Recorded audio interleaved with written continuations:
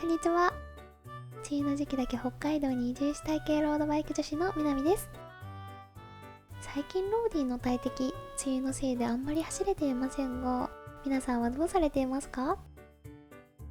私はお休みの日に限って雨ばっかりで、ストレスをカモに八つ当たりしてしまっていたので、この前ついにローラーポチりました。届いたローラーは今度動画にしようと思うので、よかったら見てくださいね。さて、そんな梅雨の貴重な晴れ間なので、今日は以前から行きたかったあの山にヒルクライムをしに行こうと思います。そう、今日の目的地は筑波山です。筑波山は日本百名山の一つで、江戸時代に西の富士山、東の筑波山と並び称されていたそうです。関東ではヒルクライムスポットとしても有名なので、今からワクワクが止まらない。ちなみに今日のコースはこんな感じです。まだ輪行を覚えていないので、現地までは理想でちょっと走らないといけませんが、頑張ってガマガエルの聖地筑波を目指して頑張ります。私の家から1時間ほど走って、早速手賀沼サイクリングロード沿いにある道の駅湘南に到着。でもまだ朝早いので閉まっておりました。ここのカブソフトクリームが食べてみたいのに残念。ちなみにこの手賀沼がある千葉県柏市はカブの収穫量が全国1位らしく、その歴史は大正時代にまで遡り、東京上野の漬物業者からの委託で栽培が始まったそうです。ソフトクリームってわさびとか醤油とかラベンダーとか、その土地の名産品を使った個性的なものがありますよね。ロードバイクでいろんなところに行って全国ソフトクリーム巡りをやってみたら楽しいかも。手賀沼を渡ってどんどん北に向かって走っていきます。10分ほど走ると利根川だ。いつ来ても川幅の広さに圧倒される。それもそのはずで、利根川は日本最大の流域面積を持つ川で、国土交通省のホームページによると、支流を含めた流域面積は埼玉県がなんと4つも入る広さだそうです。でもなんで広さを表す単位が埼玉県なんだ。そんなこんなで1回目の休憩。視聴者さんにコメントで教えてもらった塩タブレット買ってみたよ。ラムネみたいに美味しいのにこれで塩分も取れるなんてお得ですよね。あ、これ塩分チャージの案件じゃないので誤解しないでください。利根川を越えてつくばエクスプレスと合流。この線路を走らせてくれたらつくばまで一直線なのにな。線路沿いはちょっと車が怖かったけど、適度なアップダウンがあって走ってて楽しい道でした。今日は天気も良くて追い風なのでスイスイ進めます。でも線路から少し離れるとなんもない。カモ一匹すらいない。なんか道路もまっすぐで北海道みたいだったので、いつか北海道を一周して釧路湿原や網走監獄見に行ってみたいなって思いました。田植えが終わった田んぼを見ながら走っていると、ところどころ綺麗なゴルフ場みたいに芝生がもさもさしているところが、農家の人が減って田んぼを芝生にしてしまったのかなって思って調べてみたら、実はつくば市は芝生の生産量が日本一で、全国の 43% がここつくば市で作られているそうです。つくばの皆さんごめんなさい。芝生がこんな風に畑で作られていたのにびっくりです。もしかしたら皆さんのお家の芝生もつくばで育ったのかもしれませんね。さあ、千葉から60キロ近く走ってようやく筑波山が見えてきました。あの雲をかぶっているのが今から登るところです。なんか後で動画を見返して気づいたんですけど、これジャージの汗じみがすごい。今日は梅雨なのにすごく晴れていて暑かったからだと思うんですけど、汗っかきなのがバレて恥ずかしい。とりあえず出た分はしっかりヒルクライム前に補給しないといけないので、コンビニで補給タイムです。まずは筑波山色の草餅。今回は玄米茶にしてみた。願掛けで前回の大福山で食べた大福も食べる。冷蔵庫でキンキンに冷やされたお団子たち最高すぎる。今回初めてトップチューブバッグを導入してみたんですけど、膝に当たって走りに集中できなかったです。ここからは背中用ポーチとして使おうと思います。エネルギーも水分補給もやる気も完璧なので、筑波山にレッツゴー。登りの入り口まではこんな風に緑の矢印があるので迷わず行けるみたいです。ちなみに走るのは茨城県のホームページにあった平沢駐車場から不動峠、風返し峠を通り、ゴールの土ヶ丘駐車場を目指す約11キロ、高低差500メートル、上り部分だけの平均 7.6% のコースです。自走で60キロ走ってから登るレベルじゃねえぞ。でも登りきったら多分最高の景色が見れるんだって信じていくっきゃない。というわけでスタートしてしまったんですけど、最近平坦ばかりしか走ってなかったからか、体が鉛みたいに重く感じました。ギアをどうやって使い回していけばいいのかも忘れてしまった。前回の鹿野山秋元ルートが 3.6 キロで、今回の筑波山は11キロと3倍近くの距離なので、どれぐらいしんどいのか全然イメージがつかないし、ペース配分もよくわからなかったので、最初はとにかく疲れすぎないように抑え気味にペダルを回してみました。ちなみに途中にあるこの青色の看板は何だと思いますか？筑波山にはこのようなコースの途中に現在地点を表す看板があって、初めての私にはゴールまでの距離が分かってありがたかったです。でもこいつ後半になるとまだ10もあるのかよってだんだん恨みの対象になる。不動峠までは森の中を走っている感じで、湧き水が道路を流れていたり、気持ちいい風が吹いていたり、綺麗な空気を感じたり、五感全部で楽しめました。たまに木々の合間から今まで登ってきた景色が見通せて、ヒルクライムにはまるのが初心者の私にもちょっと分かったような気がしました。最後の 10% に近い坂を登って不動峠に到着したのですが、ここで私ほんと閉じで集中して気づかず通り過ぎてしまいました。ブログや他の YouTuber さんが撮影してたスポットだったから、私もここで記念撮影しようと思ってたのに、もう見慣れた青色看板のカウントが1に戻っていたことで通過してしまったことに気づきました。でも終わったことはしょうがないので、このまま一気に頂上まで行っちゃいます。不動峠を過ぎるとしばらく6キロほどアップダウンが続きます。頑張って登っても強制的にダウンヒルさせられると、貯めていた貯金を散財しているようでちょっと悲しい。無事につくばスカイラインも完走したので、ここからは最終区間の風返し峠になりますが、ここから先がかなりきつかった。かなり心拍も上がっていて足もパンパンになってきている。座ってばっかりだと登れないところもあるので、たまに下手くそだけどダンシングを組み合わせてなんとかきついところを乗り切ります。このぐるっと回るあたりまでが一番辛かったんじゃないかなって思うんですけど、そこを過ぎると少しだけ緩やかになってラストスパートです。汗だくになりながらもなんとかゴール。登りきった。こんなに長い坂自分でも登れるんだ。嬉しい。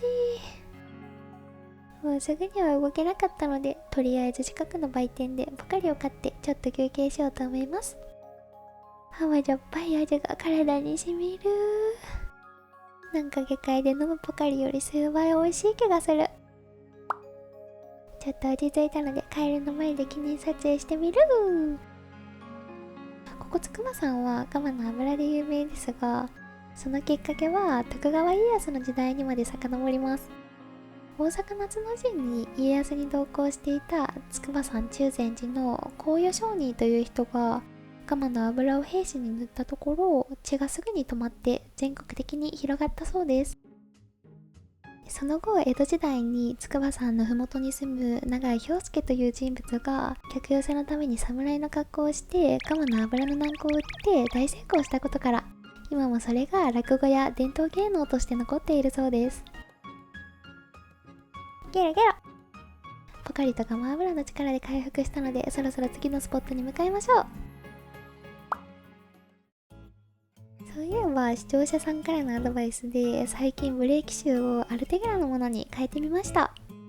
自分で交換するのはちょっと難しそうだなって思ったんですけど、何日か前にダウンヒルでカーブを曲がりきれずガードレールに突っ込んで崖から転び落ちていく夢を見て速攻でポチりました。 YouTube を片っ端から見て交換に2時間もかかってしまったんですけど、実際ブレーキパッドを交換してめちゃくちゃ変わりました。いろいろチャレンジしながら自転車のメンテナンスが自分でできるようになるのは本当楽しい。アドバイスしていただいた方本当にありがとうございます。夢が正夢になってみなみチャンネル終了とならずに良かったです。2キロほど下ってなんか大きな鳥居が見えてきた。これは筑波山をご神体とする筑波山神社の大鳥居らしく面白そうなのでちょっと行ってみよう。鳥居を過ぎるとホテルやお店などの門前町になっていて、なんか普通に観光もできて面白そうな雰囲気でした。ちなみに筑波山神社は明治時代まで中禅寺というお寺だったそうです。明治時代に起きた廃仏毀釈という神道と仏教を分けて仏教を排除しようという運動で、江戸幕府から庇護を受けて発展してきた中禅寺は廃止されてしまい、本堂のあった場所に現在の拝殿が作られました。お寺の時代にあった門が残っていたりと、神社とお寺の合わさった雰囲気が面白そうって思ったんですが、駐輪場までの激坂を越える体力が残っていなかったのと、お腹がペコペコだったので泣く泣くスルーしました。でもここから見える眺めは最高だったので、なんだかんだ大満足です。もう昼暮らしてお腹空きすぎてしまって、野生のカマでも食ってやろうかって思って下ってたら、ようやく今日のお昼ご飯スポットに着きました。それがこちら、筑前さん。サイクルラックもあるよ。外観は昔ながらの民家って感じで、なんだかおばあちゃん家みたい。お腹すいたな。撮影のご相談をしたらわざわざ撮影しやすい席を案内していただけたりと、食べる前からとても親切にしていただきました。何がいいかな。どれも美味しそうで悩む。特上エビ天そば、着丼。なんだこれ、村島太郎になった気分、豪華すぎる。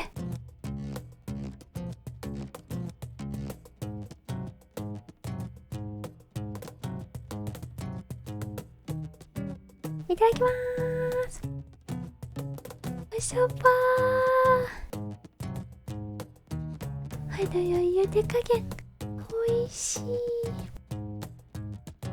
ダメージを受けた体にもシャラシャラ入ってく。見てください、このネバネバ。醤油で味付けされた出汁香るおろしたての弾力あるとろろ、たまらん。揚げ飯にもとろろをかけてみる。うまし。このドゥルンドゥルンのキンキンに冷えた青のり味噌こんにゃくもほてった体に染み渡る。大好きなさつまいもとかぼちゃもホクホクしてて最高でした。この自然薯とろろご飯は体も心も幸せいっぱいに満たしてくれるので、皆さんも筑波山登頂記念にぜひ食べてみてください。そう思ったら上に巨大なおかめがあってびっくり。ゲロゲロ。自然薯パワーを注入してスタミナ満タンになったので、残り80キロ頑張って走っていきます。実は筑波山を降りたところに密かに私が行きたかった場所があるんです。その名も筑波ワンワンランド。動物好きの私からしたら、もう名前からして脳内麻薬のエンドルフィンがドバドバ出てきそうです。500頭のワンちゃん猫ちゃんと触れ合えるらしいので、ぜひ行ってみたかったんですが、なんですと今日は定休日でした。せっかくウェブで割引クーポンまで探していたというのに、私の確認不足だったので、この悔しさはペダルにぶつけて先に進もうと思います。有名な筑波リンリンロードや綺麗な田舎道を走っていると、もう夏って感じで気持ちいい。コンビニでしっかり塩分も補給して熱中症対策をします。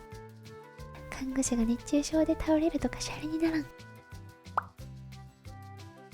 筑くば市内に入ると広くて長い道路が続きます。ここは学園東大通りといって国や企業の研究機関が集まっているようで、施設の名前を見ているだけでも興味をそそられます。高エネルギー加速器研究機構に私のドバーニちゃんを持っていったらペダリングも光の速さにしてくれるかも。冗談です。つくば市は1960年代に東京の過密化や大気汚染の影響から都内にある研究教育機関を移転してできた町で、現在も300の研究機関や企業があるそうです。ちなみにアニメエヴァンゲリオン第6話のヤシマ作戦で使用された陽電子砲もここつくばにある戦略自衛隊技術研究所で開発されたという設定です。すげえなつくば。今日はせっかくなので以前から行きたかったあの場所を見学してみようと思います。それがこちら、宇宙航空研究開発機構、